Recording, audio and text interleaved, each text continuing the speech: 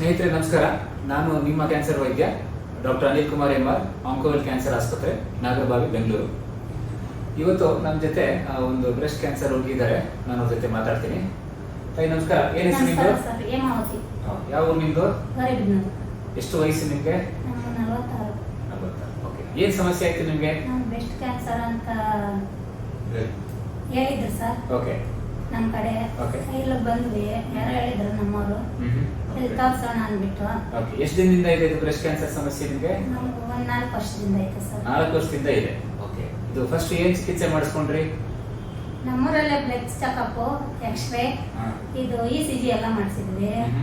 ಇದು cancer ಸಂಬಂಧದ್ದು biopsy ಮಾಡಿಸಿದ್ವಿ. ಅದರಲ್ಲಿ report cancer ಅಂತ ಬಂತು. ಓಕೆ. ಏನ್ ಚಿಕಿತ್ಸೆ ತಗೊಂಡ್ರಿ? ನಾವು ಸರ್ಜರಿ ಎಲ್ಲ ರಿಪೋರ್ಟ್ಗಳು ನಮ್ಮವ್ರಿಗೆ ತಗೊಬಂದು ತೋರಿಸಿದ್ದಕ್ಕೆ ಅವ್ರೇನ್ ಚೆಕಪ್ ಎಲ್ಲಿ ಮಾಡಿಸ್ಬೇಡ್ರಿ ಅಂತ ನೋಡ್ಬಿಟ್ಟು ಸರ್ಜರಿ ಮಾಡಿದ್ರು. Prakash doctor, private doctor. First operation ಮಾಡಿಸ್ಕೊಂಡ್ರಿ. ಅದ್ರ ನಂತರ 20 ದಿನಕ್ಕೆ ಕೀಮೋ ಶುರು ಮಾಡಿ ಸರ್. 20 ದಿನಕ್ಕೊಂದು 8 ಹಾಕಿದ್ರು. 8 ಸೈಕಲ್ ಕೀಮೋಥೆರಪಿ ತಗೊಂಡ್ರಿ. 3 ತಿಂಗಳಿಗೊಂದ್ಸಲ ಬರ್ರಿ ಅಂದ್ರು. ಟ್ಯಾಬ್ಲೆಟ್ ಕೊಟ್ರು. ವರ್ಷ ಆದ್ಮೇಲೆ ಸ್ಪೆಟ್ ಸ್ಕ್ಯಾನ್ ಮಾಡಿಸ್ರಿ ಅಂದ್ರು. ಮಾಡಿಸ್ತೀವಿ. ಅದರಲ್ಲಿ ಗಡ್ಡೆಗಳು ಬಂದೈತಮ್ಮ ಅಂತ ಹೇಳಿದ್ರು. ವಾಪಸ್ ಬಂದಿದೆ ಅಂತ ಮಾಹಿತಿ ಬಂತು. ಅವಾಗ ನಾನು ಫುಲ್ ತೆಗ್ದಾಕ್ತೀನಿ, ಸರ್ಜರಿ ಮಾಡ್ತೀನಿ ಅಂತ ಅವ್ರೆ ಹೇಳಿದ್ರು. ನಮ್ಗೆ ಇಷ್ಟ ಆಗ್ಲಿಲ್ಲ, ನಾವ್ ಅಲ್ಲಿ ಹೋಗ್ಲಿಲ್ಲ. ಮತ್ತೆ ಎಲ್ಲಿ ಚಿಕಿತ್ಸೆ ಮಾಡಿಸ್ಕೊಂಡ್ರಿ ತಾವು? ನಾವು ಹೈದ್ರಾಬಾದ್ ಸರ್. ಓಕೆ. ಅಲ್ಲಿ ಏನ್ ಚಿಕಿತ್ಸೆ ಮಾಡಿಸಿದ್ರಿ? ಅಲ್ಲಿ ಹೇಳಿದ್ರು ರಿಪೋರ್ಟ್ಗಳೆಲ್ಲ ತಗೊಬರ್ರಿ, ಏನೇನ್ ಮಾಡವ್ರೆ, ಏನೇನ್ ಇಂಜೆಕ್ಷನ್ ಹಾಕವ್ರೆ, ಏನ್ ಸರ್ಜರಿ ಮಾಡ್ಸಿದ್ದೀರ ಅಂತ. ಅವ್ರೇನು ಪ್ರೂಫ್ ಕೊಟ್ಟಿಲ್ಲ ಸರ್ ನಮ್ಗೆ. ಅವ್ರ ಮುಖಾಂತರ ಹೆಂಗ್ ಬೇಕು ಹಂಗೆ ಅವರು ಟ್ರೀಟ್ಮೆಂಟ್ ಎಲ್ಲ ಚೆಕಪ್ಗಳು ಮಾಡಿ, ಬಯಾಪ್ಸಿ ಮಾಡಿ, ಎಲ್ಲಾ ತರಹ ಬ್ಲಡ್ ಚೆಕಪ್ ಎಲ್ಲ ಮಾಡಿ, ಸ್ಕ್ಯಾನ್, ಬ್ರೆಸ್ಟ್ ಸ್ಕ್ಯಾನ್, ಬಯಾಪ್ಸಿ ಮಾಡಿ, ಅಲ್ಲಿ ಗಟ್ಟೆ ಅಂತ ಬಂದಿತ್ತು. ಅಲ್ಲಿ ಬಲಗಡೆ ಬ್ರೆಸ್ಟ್ ನಲ್ಲಿ ಕಾಯಿಲೆ ಆಗಿತ್ತು. ಈಗ ಹೈದರಾಬಾದ್ ಅಲ್ಲಿ ಹೋಗಿ ಮತ್ತೆ ಪರೀಕ್ಷೆ ಮಾಡಿ ಅಲ್ಲಿ ಮತ್ತೆ ಆಪರೇಷನ್ ಸರ್ಜರಿ ಮಾಡಿಸ್ಕೊಂಡ್ರ? ಸರ್ಜರಿ ಆದ ನಂತರ ಏನ್ ಚಿಕಿತ್ಸೆ ಮಾಡಿಸಿದ್ರಿ? ರೇಡಿಯೇಷನ್ ತಗೊಂಡ್ರಿ. ಸೊ ಅದು ರೇಡಿಯೇಷನ್ ಮುಗಿದ ನಂತರ ಆಮೇಲೆ ಏನಾಯ್ತು ನೆಕ್ಸ್ಟ್? 3 ತಿಂಗಳಿಗೊಂದ್ಸಲ ಚೆಕಪ್ ಬಂದ್ರಿ ಅಂದ್ರು. ಅಲ್ಲಿ ಮಾತ್ರೆ ಕೊಟ್ರು. 3 ತಿಂಗಳಿಗೊಂದ್ಸಲ ಹೋಗ್ತಾ ಇದ್ವಿ. ನಾರ್ಮಲ್ ಅಂತ ಬರ್ತಾ ಇತ್ತು. ಅಲ್ಲಿ ವರ್ಷ ಆಯ್ತು. ನಮ್ಗೆ ಉಸಿರಾಟ ಕಡಿಮೆ ಆಯ್ತು. ಓಡಾಡೋದಕ್ಕೆ ಸುಸ್ತು, ಗಸೆ ತರ ಬಂತಿಲ್ಲ. ಇಲ್ಲಿ ಬ್ಲಡ್ ಚೆಕಪ್ ಎಕ್ಸ್ಟ್ರಾ ಮಾಡಿದ್ರೆ ನೀರ್ ತುಂಬಿಕೊಂಡಿತ್ತು ಅಂದ್ರು. ಇಲ್ಲಿ ತೋರ್ಸ್ಲಿಲ್ಲ ನಮ್ ಗೋರ್ಬಿಲ್ಲೂರಲ್ಲಿ. ಅಲ್ಲೇ ಹೈದ್ರಾಬಾದ್ ಹೋದ್ವಿ. ಅಲ್ಲಿ ಎಲ್ಲ ಚೆಕಪ್ ಮಾಡಿದ್ರು. ನೀರು ತುಂಬಿಕೊಂಡೈತೆ ಅಂದ್ಬಿಟ್ಟು ಬ್ರೆಸ್ಟ್ ಸ್ಕ್ಯಾನ್ ಎಲ್ಲ ಮಾಡಿದ್ರು. ಅಲ್ಲಿ ಪೈಪ್ ಹಾಕ್ಬಿಟ್ಟು ನೀರು ಎಲ್ಲ ತೆಗೆದ್ರು. ಅವ್ರು ಒಂದೊಂದ್ಸಲ ಒಂದೊಂದೇ ಸರ್ ಡಾಕ್ಟ್ರು. ಪುನಃ ಕಾಯಿಲೆ ಬಂದಿದೆ ಅಂತ ಮಾಹಿತಿ ಬಂತು. ಆಮೇಲೆ ಏನ್ ಮಾಡಿದ್ವಿ ನೆಕ್ಸ್ಟ್? ನಮ್ಮ ಫ್ರೆಂಡ್ ಅವರು ಇಲ್ಲಿ ಕರ್ಕೊಂಡ್ ಬಂದು ಅಂಕೋವಿಲ್ಗೆ ಹೋಗೋಣ ಬನ್ರಿ, ನಾನ್ ತೋರಿಸ್ತೀನಿ, ಇಲ್ಲಿ ನಮ್ಗೆ ಪರಿಚಯ ಆಗಿರೋ ಡಾಕ್ಟರ್ ಇದ್ದಾರೆ ಅಂತ ಕರ್ಕೊಂಡ್ ಬಂದ್ರು ಸರ್. ಇಲ್ಲಿ ಟ್ರೀಟ್ಮೆಂಟ್ ತಗೊಂತ ಇದ್ದೀವಿ. ಓಕೆ.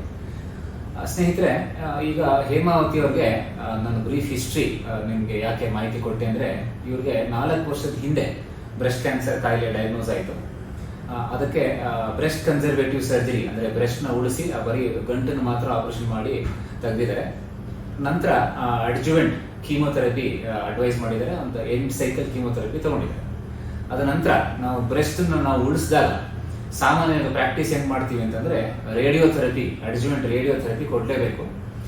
ಹಂಗಾದ್ರೆ ಮಾತ್ರ ಅದು ಬ್ರೆಸ್ಟ್ ಕನ್ಸರ್ವೇಟಿವ್ ಥೆರಪಿ ಆಗುತ್ತೆ. ಆದ್ರೆ ರೇಡಿಯೇಷನ್ ನಾವು ಕೊಡ್ಲಿಲ್ಲ ಅಂದ್ರೆ ಚಿಕಿತ್ಸೆ ಇನ್ಕಂಪ್ಲೀಟ್ ಆಗುತ್ತೆ. ಈ ಮಾಹಿತಿನ ಕೊಡ್ಲಿಕ್ಕೆ ಅಂತಾನೆ ಬ್ರೀಫ್ ಆಗಿ ಹಿಸ್ಟ್ರಿ ನಾನು ಹೇಳಿದ್ದು. So patient had incomplete treatment ಅಂದ್ರೆ ಅರ್ಧ ಚಿಕಿತ್ಸೆ ತಗೊಂಡು ನಿಲ್ಸಿದ್ರು. ಹಂಗಾಗಿ ಅವ್ರಿಗೆ ಪುನಃ ಕಾಯಿಲೆ ವಾಪಸ್ಸು ಬ್ರೆಸ್ಟ್ ನಲ್ಲಿ ವಾಪಸ್ ಬಂತು. ಅವರು ಇಲ್ಲಿ ವೈದ್ಯರನ್ನ ನಂಬೇನೆ ಮತ್ತೆ ಬೇರೆ ಊರಿಗೆ ಹೋಗಿ ಚಿಕಿತ್ಸೆ ಮಾಡಿಸ್ಕೊಂಡಿದ್ದಾರೆ. ಅಲ್ಲಿ ಕಂಪ್ಲೀಷನ್ ಮ್ಯಾಸ್ಟೆಕ್ಟಮಿ ಅಂದ್ರೆ ಏನು ಉಳಿದಿದೆ ಬ್ರೆಸ್ಟ್ ಅದನ್ನ ಮತ್ತೆ ಆಪರೇಷನ್ ಮಾಡಿ ತೆಗೆದಿದ್ದಾರೆ. ನಂತರ ರೇಡಿಯೇಷನ್ ಫಸ್ಟ್ ಟೈಮ್ ತಗೊಳ್ದೇ ಇರೋದ್ರಿಂದ ಪುನಃ ಕಾಯಿಲೆ ಚೆಸ್ಟ್ ವಾಲ್ ಅಲ್ಲಿ ರಿಕರೆನ್ಸ್ ಆಗಬಾರದು ಅನ್ನೋ ಉದ್ದೇಶಕ್ಕೆ ರೇಡಿಯೋಥೆರಪಿ ಕೊಟ್ಟಿದ್ದಾರೆ. ಅಂಡ್ ಪೇಷಂಟ್ಗೆ ಕೆಲವು ಬ್ರೆಸ್ಟ್ ಕ್ಯಾನ್ಸರ್ ಸೆಲ್ಸ್ಗಳ ಮೇಲೆ ಹಾರ್ಮೋನ್ ರಿಸೆಪ್ಟರ್ಸ್ ಪಾಸಿಟಿವ್ ಇದ್ವು. ಸೊ ಆ ರಿಸೆಪ್ಟರ್ಸ್ ಪಾಸಿಟಿವ್ ಇದ್ದಿದ್ದಕ್ಕೆ ಹಾರ್ಮೋನ್ ಥೆರಪಿ ಮಾತ್ರೆಗಳನ್ನು ತಗೊಂಡಿದ್ರು, ಶುರು ಮಾಡಿದ್ರು. ಅಂಡ್ ರೆಗ್ಯುಲರ್ ಫಾಲೋಅಪ್ ಅಲ್ಲಿ ಇದ್ರು. ಬಟ್ ಅಗೇನ್ ಅವ್ರ ಬ್ಯಾಡ್ ಲಕ್, ಅವ್ರಿಗೆ ಪುನಃ ಕಾಯಿಲೆ ರಿಕರೆನ್ಸ್ ಆಯಿತು ಹೋದ ವರ್ಷ. ರಿಕರೆನ್ಸ್ ಆದಾಗ ಅಂದ್ರೆ 4ನೇ ಹಂತಕ್ಕೆ ಕಾಯಿಲೆ ಹೋಯಿತು. ಆಗ ನಮ್ಮ ಆಸ್ಪತ್ರೆಗೆ ನಮ್ಮ ಹಳೆ ಒಂದು ಪೇಷಂಟ್ ಇವ್ರನ್ನ ಕರ್ಕೊಂಡು ಬಂದು ನಮ್ಮ ಹತ್ರ ಮಾತಾಡಿಸಿದ್ದಾರೆ. ನಾವು ಮತ್ತೆ ಪೆಟ್ CT ಸ್ಕ್ಯಾನ್ ಮಾಡಿ ಇವ್ಯಾಲ್ಯೂಯೇಟ್ ಮಾಡಿ ನೋಡಿದಾಗ ಪೇಷಂಟ್ಗೆ ಲಂಗ್ಸ್ನಲ್ಲಿ ಮತ್ತೆ ಪ್ಲೂರಲ್ ಎಫ್ಯೂಷನ್ ಮತ್ತೆ ಎದೆಗೂಡಲ್ಲಿ ನೀರು ತುಂಬಿಕೊಂಡಿದೆ ಅಂತ ಮಾಹಿತಿ ಬಂತು. ಸೊ ಇದು ಸ್ಟೇಜ್ 4 ಬ್ರೆಸ್ಟ್ ಕ್ಯಾನ್ಸರ್ ಆಗುತ್ತೆ.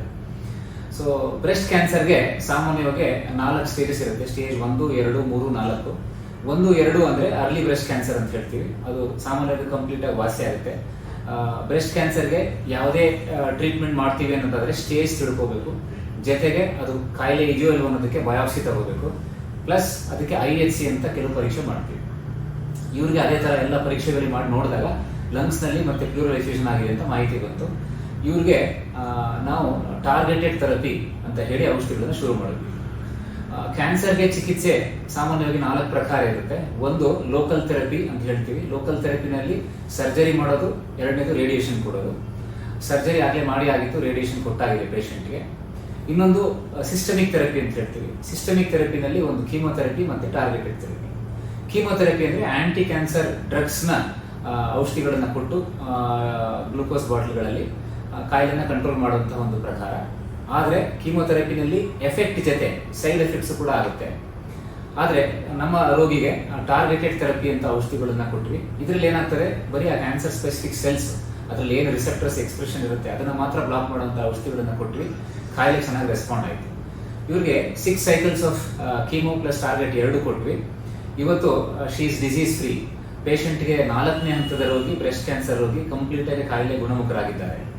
ಸಾಮಾನ್ಯವಾಗಿ ಬುಕ್ ಪ್ರಕಾರ ಸ್ಟೇಜ್ 4 ಅಂತಂದ್ರೆ 4 ತಿಂಗಳಿಂದ 6 ತಿಂಗಳು ಬದುಕ್ತಾರೆ ಅಂತ ಹೇಳಿ ಜನರಲ್ಲಿ ಒಂದು ಮೂಢನಂಬಿಕೆ ಇದೆ.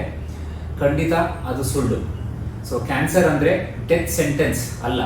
ಇವನ್ ಸ್ಟೇಜ್ 4 ನಮ್ಮ ಮುಂದೆ ಇವಾಗ ಎಕ್ಸಾಂಪಲ್ ಇದ್ದಾರೆ. 4ನೇ ಹಂತದ ಬ್ರೆಸ್ಟ್ ಕ್ಯಾನ್ಸರ್ ರೋಗಿ, ಲಂಗ್ಸ್ ನಲ್ಲಿ ಮೆಟಾಸ್ಟಾಸಿಸ್ ಆಗಿ ಪ್ಲೂರಲ್ ಎಫ್ಯೂಷನ್ ಇದ್ದಿದ್ದ ರೋಗಿ ಇವತ್ತು ಕಂಪ್ಲೀಟ್ ಆಗಿ ಡಿಸೀಸ್ ಫ್ರೀ ಆಗಿದ್ದಾರೆ. ನಾನು ನಿಮ್ಗೆ ಏನ್ ಮೆಸೇಜ್ ಕೊಡಬೇಕು ಅಂತ ಹೇಳ್ತೀನಿ ಅಂತಂದ್ರೆ, ಕಾಯಿಲೆಗೆ ಟ್ರೀಟ್ಮೆಂಟ್ ಮಲ್ಟಿ ಮೊಡಾಲಿಟಿ ಇರುತ್ತೆ. ಅಂದ್ರೆ surgery, radiation, chemo, targeted therapy ಅಂತ. ಇವರು ಬ್ರೆಸ್ಟ್ ಕ್ಯಾನ್ಸರ್ಗೆ ಮಲ್ಟಿ ಮೊಡಾಲಿಟಿ ಥೆರಪಿ ತಗೋಬೇಕು. ಒಂದು ಥೆರಪಿ ತಗೊಳ್ಳೋದು, ಸರ್ಜರಿ ಮಾಡಿಸೋದು, ಆಮೇಲೆ ರೇಡಿಯೇಷನ್ ತಗೊಳ್ಳಲ್ಲ, ಕೀಮೋ ಕೊಡೋದು, ಆಮೇಲೆ ಸರ್ಜರಿ ಮಾಡಿಸಲ್ಲ, ಆ ಥರ ಮಾಡಿದ್ರೆ ಪುನಃ ಕಾಯಿಲೆ ಬರೋ ಲಕ್ಷಣಗಳು ಜಾಸ್ತಿ ಇರುತ್ತೆ. ಸೊ ಹಾಗಾಗಿ ಬ್ರೆಸ್ಟ್ ಕ್ಯಾನ್ಸರ್ನ ಕಂಪ್ಲೀಟ್ ಆಗಿ ಕ್ಯೂರ್ ಮಾಡ್ಬೋದು ಅರ್ಲಿ ಸ್ಟೇಜ್ ಅಲ್ಲಿ ಬಂದ್ರೆ. ಅಡ್ವಾನ್ಸ್ ಸ್ಟೇಜ್ ಅಲ್ಲಿ ಬಂದ್ರೆ, ಇವ್ರಿಗೆ ಬಂದಂಗೆ 4ನೇ ಹಂತಕ್ಕೆ ಬಂದ್ರೆ ಪ್ಯಾಲಿಯೇಟಿವ್ ಕೀಮೋ ಮತ್ತೆ ಟಾರ್ಗೆಟೆಡ್ ಥೆರಪಿ ಕೊಡ್ಬೋದು. ಅದರಲ್ಲಿ ಕಂಟ್ರೋಲ್ ಆಗುತ್ತೆ. ಸರಿಸುಮಾರು 4 ರಿಂದ 5 ವರ್ಷದವರೆಗೂ ಪೇಷಂಟ್ ನ ಬದುಕಿಸ್ಕೋಬಹುದು. ಆದ್ರೆ ಇವ್ರ ಲಕ್ ಚೆನ್ನಾಗಿದೆ, ಕಂಪ್ಲೀಟ್ ಆಗಿ ವಾಸಿಯಾಗಿದೆ ಇವರಿಗೆ ಕಾಯಿಲೆ. ಸೊ ಬ್ರೆಸ್ಟ್ ಕ್ಯಾನ್ಸರ್ನ ಅಂಕಿಅಂಶಗಳನ್ನ ನಾವು ಗಮನಿಸೋದಾದ್ರೆ, ಭಾರತದಲ್ಲಿ ಸರಿಸುಮಾರು 2 ರಿಂದ 2.5 ಲಕ್ಷ ಹೊಸ ಕ್ಯಾನ್ಸರ್, ಬ್ರೆಸ್ಟ್ ಕ್ಯಾನ್ಸರ್ ರೋಗಿಗಳು ಪ್ರತಿ ವರ್ಷ ಬರ್ತಿದ್ದಾರೆ. ಅದರಲ್ಲಿ 70 ರಿಂದ 80 ಸಾವಿರ ಬ್ರೆಸ್ಟ್ ಕ್ಯಾನ್ಸರ್ ರೋಗಿಗಳು ಸಾವನ್ನಪ್ಪಿದ್ದಾರೆ ಒಂದು ವರ್ಷದಲ್ಲಿ. ಇದು ತುಂಬಾ ಹೈ ನಂಬರ್ಸ್ ಇದು. ಇನ್ನು ನಿಮ್ಗೆ ಜಾಸ್ತಿನೇ ಅಂಕಿಅಂಶ ಹೇಳೋದಾದ್ರೆ, ಪ್ರತಿ 13 ನಿಮಿಷಕ್ಕೆ ಒಂದು ಬ್ರೆಸ್ಟ್ ಕ್ಯಾನ್ಸರ್ ರೋಗಿ ಭಾರತದಲ್ಲಿ ಸಾವನ್ನಪ್ಪಿದ್ದಾರೆ. ಇದನ್ನ ತಡೆಗಟ್ಟಕ್ಕೆ ಒಂದೇ ನಮ್ಮಲ್ಲಿ ಇರುವಂತಹ ದಾರಿ. ಸೊ ಸ್ಕ್ರೀನಿಂಗ್ ಮಾಡ್ಕೋಬೇಕು, ಬ್ರೆಸ್ಟ್ ಕ್ಯಾನ್ಸರ್ ಸ್ಕ್ರೀನಿಂಗ್. ಸೊ ಪ್ರತಿ ವರ್ಷದಲ್ಲಿ ಒಂದ್ಸತಿ ಒಂದು ಸೋನೋ ಮ್ಯಾಮೋಗ್ರಾಮ್ ಅಥವಾ ಎಕ್ಸ್ರೇ ಮ್ಯಾಮೋಗ್ರಾಮ್ ಮಾಡ್ಕೋಬೇಕು, ಕೆಲವು ಬ್ಲಡ್ ಟೆಸ್ಟ್ಗಳನ್ನ ಮಾಡ್ಕೋಬೇಕು. ಅದ್ರ ಜೊತೆಗೆ ಕಾಯಿಲೆ ಕಂಡಿಡಿದ ನಂತರ ಇಮಿಡಿಯೇಟ್ ಆಗಿ ಒಬ್ಬ ಕ್ಯಾನ್ಸರ್ ವೈದ್ಯರ ಹತ್ರ ಹೋಗಿ ಅದಕ್ಕೆ ಏನ್ ಬೇಕು ಚಿಕಿತ್ಸೆನ ಕರೆಕ್ಟ್ ಆಗಿ ಕಂಪ್ಲೀಟ್ ಆಗಿ ಚಿಕಿತ್ಸೆನ ತಗೋಬೇಕು. ಒಳ್ಳೆದಾಗ್ಲಿ, ನಮಸ್ಕಾರ.